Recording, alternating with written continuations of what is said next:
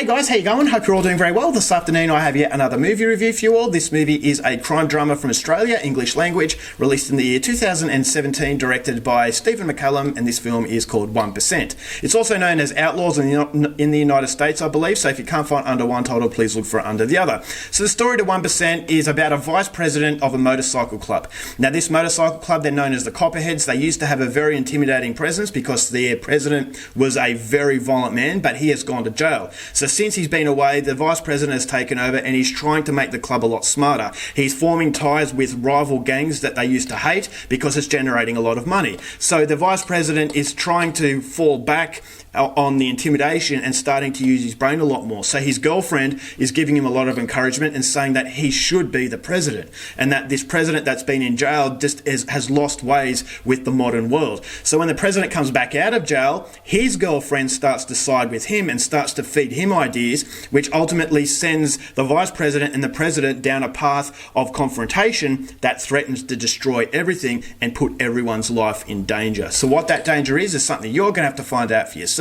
because that's as far as I'm going with my synopsis.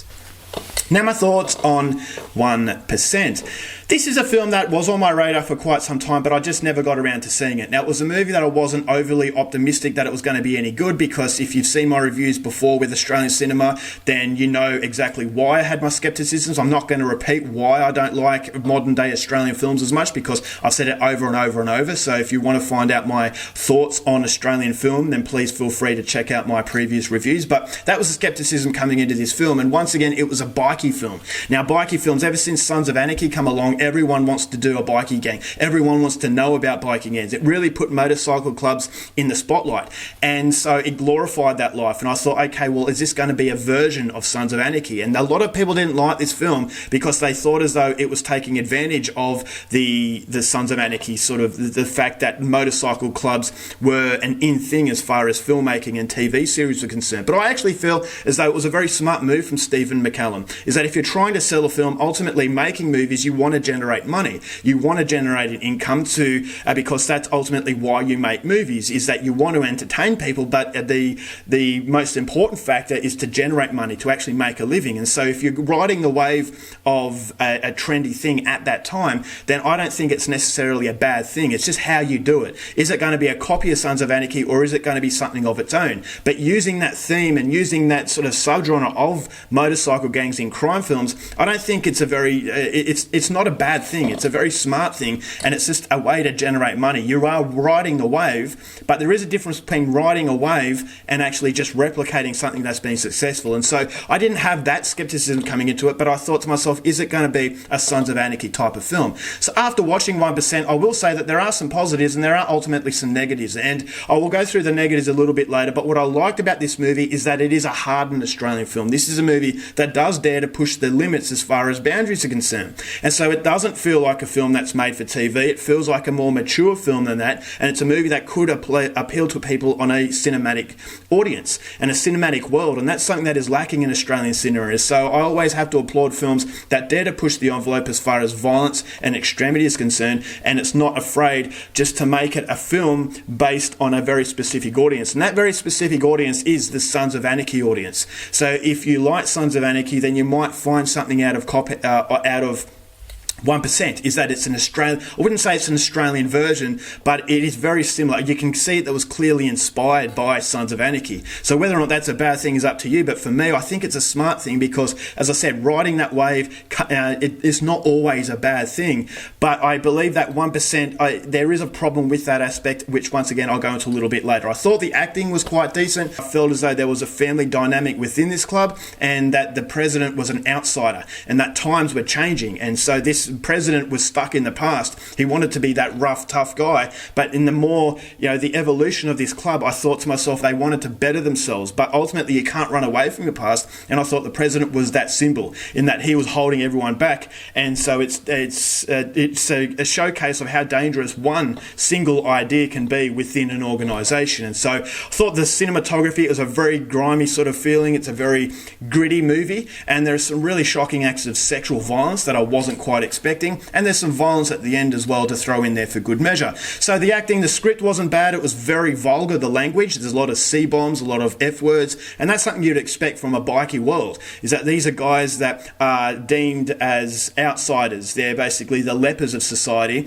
and so they are going to behave in a specific way. It's like they're sticking the finger up at the social norms. And so I thought as though the world that Stephen McCallum creates in 1% was actually very authentic. So that was all very good.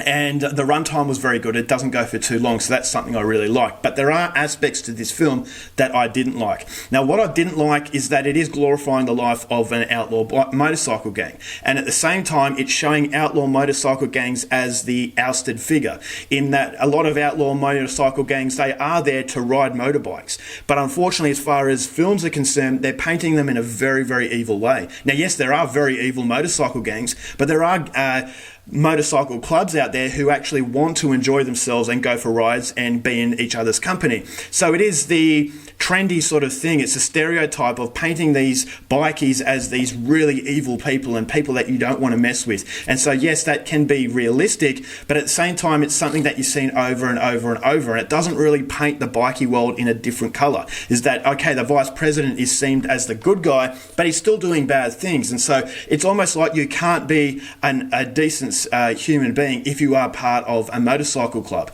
And so yes, that has been done time and time again, and this movie doesn't differ away from that. And so I felt as though the vice president was like Jax out of Sons of Anarchy, and so I thought, all right, this is a guy you're supposed to relate to, but you can't quite get to him because he is doing bad things. And so I thought, all right, well, that is somewhat of a stereotype, and it's been done time and time again. So there is a strong level of Sons of Anarchy in this film, which I think really holds it back. You've also got some pretty unrealistic events that happen at the end. There's a shootout where I thought, where are the police? And I thought, okay, well, it's a movie. And so that really took me out of it. And I thought it was predictable. As I said, it's like every other biking movie. It's like a movie where you've got two different ideas within an organisation. One guy wants everything to run as it was, and another guy wants to expand and make it different. So you have heard of how this is going to run out. But I will say right at the end, it does take a little bit of a different turn that I wasn't expecting. So I really like that. But overall, it's a film that it was decent, it was serviceable, and it's a movie that is definitely a lot better than the majority of Australian films coming out there these days. So the actors portray very interesting characters, but it's just not enough to really separate itself from Sons of Anarchy. It felt like it was inspired by Sons of Anarchy, and it just couldn't push through and form a shadow of its own completely, but it's still a film that I think you could do a lot worse than. And so for that, I'm going to say go out there and see it if you like crime films and bikie films, and I definitely think that you will be satisfied by what you get. So overall, for 1%, going to give this one 3 stars. It was very, very serviceable. Alright guys, that's it for my review. Hope you enjoyed it. Till next time, keep watching movies, and I'll see you later. Bye.